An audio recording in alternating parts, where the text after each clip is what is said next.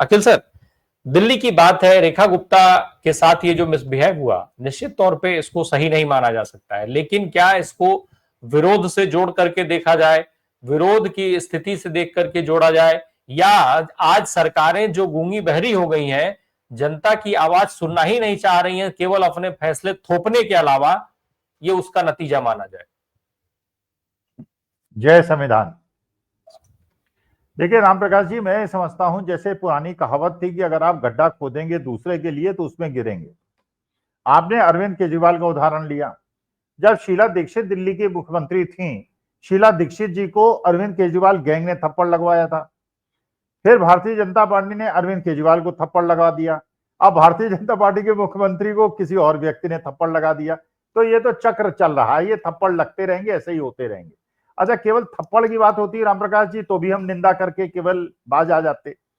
जो खबरें आ रही हैं उसके हिसाब से उसने केवल थप्पड़ मारा, रेखा जी को गिरा दिया और उनको वहां भी कूटा। ये गलत बात है। कूटना और इस तरह से किसी स्त्री को पीटना, मैं इसको मर्यादाहीन मानता हूं और ये उचित नहीं। पहली बात। दूसरी बात, देखिए मैं नहीं जानता कि पैनलिस्ट का बाकियों का क्या विचार है। मैं ये भी नहीं जानता कि जो आपके श्रोता दर्शक है उनका क्या विचार है। लेकिन मैं इस बात से बहुत ज्यादा आहत हूं और एक सनातनी मन को इतनी ज्यादा इससे ठेस पहुंचती है जब कर्नाटका का भारतीय जनता पार्टी का एक एमएलसी कहता है कि मैंने 15,000 कुत्तों को मरवा के अपने खेतों के नीचे दबवा दिया जिससे कि मेरे खेत की उर्वरकता बढ़ जाए। देखिए ये जो सृष्टि बनी है, मैं क्योंकि सनातनी हूं इसलिए बात पे बहुत ज्यादा महत्व देता हूं। मैं ये मानता हूं ये जो पृथ्वी बनी है, ये जो सृष्टि बनी है, ये केवल हमारे जैसे दो पैर वालों के लिए नहीं है। इस सृष्टि में पक्षी का भी स्थान है, पशुओं का भी स्थान है और सबका स्थान है। जिस प्रकार से दुर्दशा है मेरे देश के अंदर, जहां कहा जाता है कि गाय माता है, लंगड़ाते हुए, टूटते हुए, भूखे, प्लास्टिक खाते हुए जैसे मैं देखता हूं। मैं गौरैया देखने के लिए हम लोग तरस गए। बचपन में इतना अच्छा लगता था, ऐसा लगता था जैसे क्या प्रकृति का रंग है। आज उसको आपने खत्म कर दिया। आदमी तो रोज एक दूसरे को काटता है और मारता है। कितने मर्डर्स होते हैं। सारे आदम जात को, सारे मनुष्यों को मार देते हैं। आजकल नए नए किस्से सुन रहे हैं, औरतों ने अपने पति को मार के नीले ड्रम में डाल के उसको पता नहीं क्या कर दिया। सारी औरतों को मार देते हैं क्या? यहां पे अगर 2-4% कुत्ते बेचारे जिनको खाने को नहीं मिलता और जिनका एग्जिस्टेंस हमारे बिना नहीं है, ये को एग्जिस्टेंस है, ये सृष्टि का को एग्जिस्टेंस। मुझे नहीं पता आपके दर्शक श्रोता मेरी बात से सहमत है नहीं, लेकिन मैं ये मानता हूं कि जो काटे भाई आप उनका उन्हें भोजन दीजिए, उनको भोजन का अधिकार है कोई। और ये भी मैं आप बताता हूं जिस प्रकार से ये माननीय सुप्रीम कोर्ट ने निर्णय दिया है, अगर ये नहीं बदला और जिस प्रकार से कुत्तों को कहां ले जाएंगे, मारेंगे, यहां तक खबरें आ रही हैं जो एक मन को आहत करती हैं। क्योंकि चीन के अंदर कुत्ते खाए जाते हैं तो ये एक्सपोर्ट करेंगे और कुत्ते का मांस वो लोग खाएंगे केवल हमारी एक्सपोर्ट इनकम को बढ़ाने के लिए। उसका भी ठेका कोई बड़ा पूंजीपति लेगा, लाखों करोड़ों रुपए कमा लेगा। ये बताया जा रहा है। वो मनुष्य इस बात से बहुत ज्यादा आहत था। मैं जानता हूं जो पशु प्रेमी हैं, जो मानते हैं कि ठीक है भाई वो तो पशु हैं, उनके पास तो दिमाग नहीं है, वो काट लें, वो मार दें, वो तो बात समझ में आती है। अरे हमें तो भगवान ने दिमाग दिया है, तब हम एक दूसरे को मार देते हैं। हमें पता है एक दूसरे को मारना, खून बहाना सृष्टि के नियमों के खिलाफ है। तो ये चीज, अच्छा इसके बाद अब ये सोचिए आप जो है देश, आज बिहार के अंदर आप देख रहे हैं राहुल गांधी को, मैं क्योंकि पदयात्रा में 12 किलोमीटर उनके साथ चला था और बिना किसी को बताए चला था, स्वतः प्रेरणा से चला था। मैं 2 किलोमीटर से ज्यादा कभी नहीं चलता हूं, 12 किलोमीटर चला, ठंड थी, मैं नहीं थका। कारण यह था कि मेरे अंदर एक उत्साह था कि मुझे इस देश के नए गांधी का समर्थन करना है। मैं महात्मा गांधी को नहीं देख पाया, उनके साथ नहीं चल पाया, मुझे इस गांधी का समर्थन करना है। बिहार के अंदर देखिए इतनी बड़े परिवर्तन की लहर है रामप्रकाश जी, आप अभी इमेजिन नहीं कर पा रहे हैं। मैंने जयप्रकाश के आंदोलन में भी इतनी बड़ी लहर नहीं देखी थी। और इस बार का ये जो तूफान है, ये भारतीय जनता पार्टी नहीं, सारे ऐसे लोगों का जो देश का संविधान लोकतंत्र खत्म करने चाहते हैं, इनको बहा के ले जाएगा। इतना बड़ा तूफान, इतना बड़ा आंधी, और राहुल गांधी को आपने किसी से हाथ मिलने से रोका, सबके साथ चल के सबसे ज्यादा मेरे घर के सामने से गुजरे थे, हजारों लोग बाएं दाएं खड़े हुए थे। उस आदमी में इतनी शालीनता है कि सबके आंखों से आंखों उसने कांटेक्ट किया, सबको हाथ हिला के अभिवादन किया। तो वास्तविकता यह है, उसे क्या डर नहीं लगता? अरे उसके तो पिता की हत्या हुई है, उसकी तो दादी की हत्या हुई है, उसके बाद उस आदमी को डर नहीं लगता। क्यों डर नहीं लगता? क्योंकि वो जानता है वो सत्य के साथ खड़ा है, वो धर्म के साथ खड़ा हुआ है।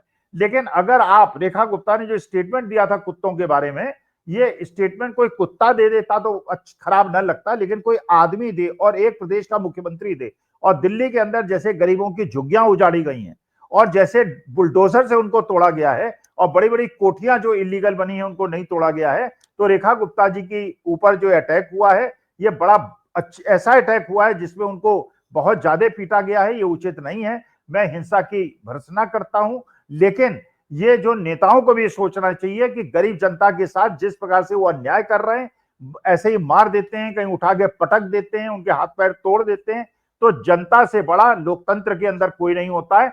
तो जनता के अंदर रोष न बढ़े, इसलिए बोलते समय और कोई भी का बात करते समय यह समझना चाहिए मेरे देश की जनता का अपमान न हो, मेरे देश के युवाओं का रोजगार न छिने, किसानों को इस प्रकार 13 महीने दिल्ली के आसपास न बिठाया जाए, और अगर ऐसा करेंगे, अगर कोई पीटेगा तो फिर मैं उसकी भर्त्सना करूंगा। अखिल सर, एक तो जो मीनू मैम कह रही थी अर्थव्यवस्था वाली बात, जरा हम उसका सच भी आपसे समझ लें, चूंकि वो आपका बिल्कुल फील्ड है आपकी।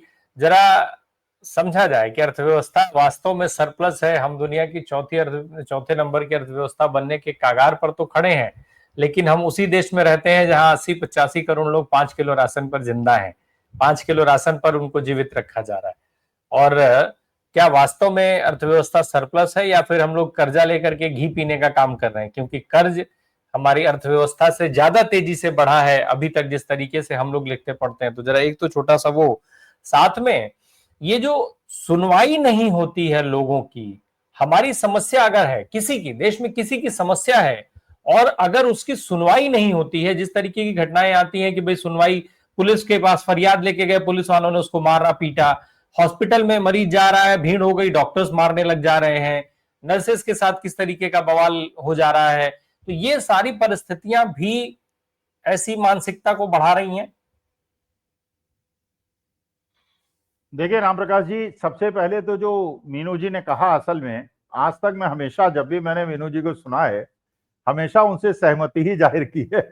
लेकिन आज मुझे मीनू जी की बात सुन के बड़ा आश्चर्य हुआ जब उन्होंने कहा कि गुजराती जो है वो बड़े शांति प्रिय होते हैं और केवल व्यापार के बारे में सुनते हैं। मेरे ख्याल से मीनू जी के दिमाग में उस समय महात्मा गांधी रहे होंगे, लेकिन अमित शाह और मोदी जी को देखने के बाद अगर गुजरातियों के बारे में आपके दिमाग में ये भावना है तो मीनू जी आप गलत सोच रही हैं। ये अमित शाह जी के जमाने के बाद हमने गुजरातियों, अखिल सर अपनी बात पूरी करिएगा प्लीज। नहीं, मैंने जो मीनू जी ने कहा बिल्कुल मैं उनसी बात सहमत हूं। न केवल गुजरात के लोग बड़े शांति प्रिय हैं, उत्तराखंड, उत्तर प्रदेश और बिहार के लोग भी बड़े शांति प्रिय हैं। जैसे बिहार के अंदर राहुल गांधी के ऊपर कहीं कोई आक्रमण नहीं हो रहा है और बिहार की जनता उनको हाथों हाथ ले रही है। उत्तर प्रदेश का रहने वाला हूं, इसलिए जानता हूं उत्तर प्रदेश वाले सम्मान करना जानते हैं। तो केवल गुजरात के लोग शांति प्रिय नहीं है, लेकिन हाँ, नॉर्मली हमारे हिंदुस्तानी हम लोग सारे के सारे शांति प्रिय हैं। लेकिन जो ये सैंपल है, देखिए, जस्टिसों, जजों के ऊपर उनके हत्या करा देना या इस प्रकार से मंत्री के ऊपर इनकी हत्या करा देना, ये उत्तर प्रदेश बिहार के अंदर नहीं होता। हमने वीपी सिंह को भी देखा है, हमने राजीव गांधी और इंदिरा गांधी को भी देखा है, हमने मोरारजी भाई को भी देखा है, आई के गुजराल को भी देखा है, देवे गौड़ा को भी देखा है।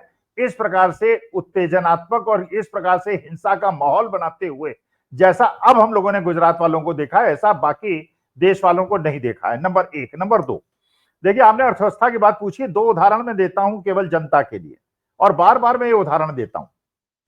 देखिए, पहली बात तो यह है कि हमारे देश के अंदर क्योंकि 145 करोड़ की जनसंख्या है, अगर हमारे देश के अंदर 10% लोग ही मिडिल क्लास हैं जो कि खर्चा कर सकते हैं, बाकी 80 करोड़ को निकाल दीजिए जो 5 किलो अनाज पे हैं, बाकी लोग निकाल दीजिए जो 25,000 रुपए कम तनख्वाह वाले हैं, तो वो तो खर्च कर ही नहीं सकते। लेकिन अगर 10% भी करते हैं तो ये 15% है, और 15% जनसंख्या खर्च करने वाली विश्व में कितने देश हैं आप बता दीजिए। अरे जब यूरोप के अंदर, ब्रिटेन के अंदर, जर्मनी के अंदर, फ्रांस के अंदर जनसंख्या ही 17-18 करोड़ की है, तो हमारे यहां इतनी ज्यादा गुर्बत होने के बावजूद, गरीबी होने के बावजूद हमारे यहां कंजम्पशन है। अच्छा, नंबर दो, 140 करोड़ की जनसंख्या पे जो आपकी जीडीपी है वो उन देशों की 17-18 करोड़ की जनसंख्या पे जीडीपी है। इसका माने आप उनसे 1/7 भाग विकसित है। चाइना की और आपकी पॉपुलेशन एक है, उनकी $17 ट्रिलियन की इकोनॉमी है, आपके 4 ट्रिलियन। इसका माने वो आपसे 4 गुने ज्यादा समृद्ध है। अमेरिका की इकोनॉमी $27 ट्रिलियन, आपकी $4 ट्रिलियन। इसका और जनसंख्या आपकी है आधे से भी कम। इसका माने वो 20-25 ज्यादा आपसे संभ्रांत है। तो बार बार जो मैं उदाहरण देता हूं राम प्रकाश जी, अगर मेरे घर में 100 सदस्य हैं और 1,20,000 रुपए की आमदनी है और आपके घर में 2 सदस्य हैं और 1 लाख रुपए महीने की आमदनी है, तो समृद्ध कौन ज्यादा है? तो 145 करोड़ की जनसंख्या में हमारी इकोनॉमी होनी चाहिए थी 40 ट्रिलियन, और 40 ट्रिलियन के बजाय हमारी है 4 ट्रिलियन। अच्छा, दूसरा, भाई आपके इंडस्ट्री में आपने लोन नहीं ले रखा था, 1 लाख की इनकम थी, कोई लोन वापस नहीं करना था, आपकी जिंदगी आराम से चल रही थी, 10 करोड़ का लोन ले लिया, 10 लाख रुपए महीने की ईएमआई देनी पड़ेगी, आमदनी आपकी 1 लाख रुपए की है, आप बैंकक्रप्ट हो जाएंगे। वो स्थिति आ गई है। और जिस प्रकार से देश की अर्थव्यवस्था को बर्बाद किया गया है, इसलिए वास्तविकता यह है, विदेश नीति, अर्थव्यवस्था, America is my best friend, Donald is my best friend. अब चीन से व्यापार बढ़ाया जा रहा है, पाकिस्तान से पेंगे बढ़ाई जा रही हैं। मैंने चाचा ने मार दिया तो चाची के पास चले गए, चाची ने मार दिया तो चाचा के पास चले गए, तो हर चीज की दुर्वस्था की जा रही है।